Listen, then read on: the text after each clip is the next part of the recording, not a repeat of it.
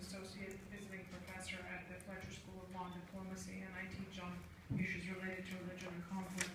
I would also like to thank Congressman Wolf and Congresswoman Eshoo for bringing us all here together and training a light on an issue that is all too frequently overlooked.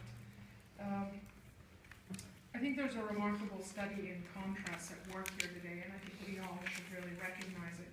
We're gathering here today in Washington, free and safe, and meanwhile in Egypt, Syria, and Iraq, Eastern Christians, these Christians in the land where Christianity was born and spread, are experiencing a massive human rights crisis and a humanitarian catastrophe.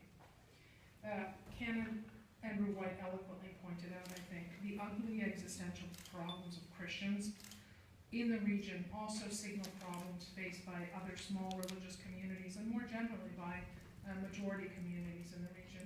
And I think that's worth taking in mind. Our gathering here and the pledge to stand in solidarity is a critical step, I think, in not looking away. And that's been a theme that's been raised repeatedly. And I think it's something we really need to take to heart.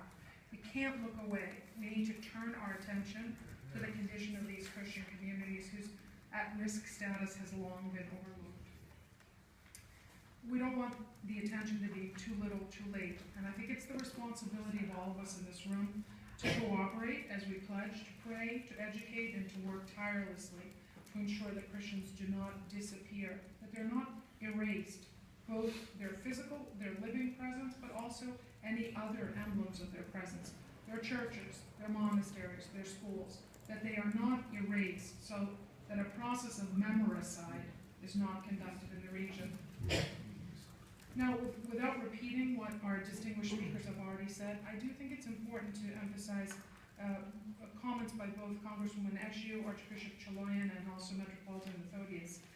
Today's events for Christians in Egypt, Syria, and Iraq do recall the genocide against Christians, Armenians, Assyrians, Greeks, in Asia Minor, and what Christians in Turkey, quite honestly, have been experiencing for the last 90 years.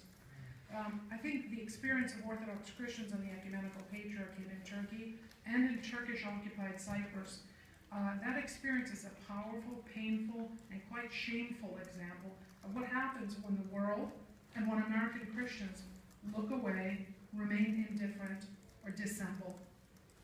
The tiny size of the Greek Orthodox Christian community in Turkey today, the Ecumenical Patriarchate, 1,700 to 2,000 souls.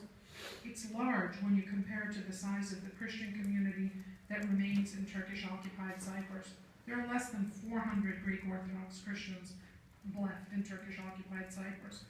Armenian and Maronite Christians, there are no longer any in Turkish-occupied Cyprus. So again, I think this is an example of what happens when the world looks away. Why should anyone care? I think we should care, obviously, because we all are committed to the protection of universal human rights, including the right of religious freedom. So the condition of Christians in their countries of origin and how we respond to that condition is a bellwether. It'll tell a story about how we respond to violations of the rights of believers and unbelievers from majority and minority traditions and confessions throughout the region. So putting it quite simply, how we respond, I think, will send a message to how we as the gathering of Christians, but also as free American citizens, respond to the plight of those who are imperiled, whose rights are violated. Again, believer and unbeliever, large-size, small-size communities around the world. For Christians, this is literally a matter of survival. So there's an urgency, I think, that we all need to take quite seriously. But again, how we respond will really tell us about whether or not we truly believe that our neighbor is more than the person who lives next door to us. Our neighbor is more than someone who sits next to us. And whether or not we look in the mirror and see in our face the face of our neighbor.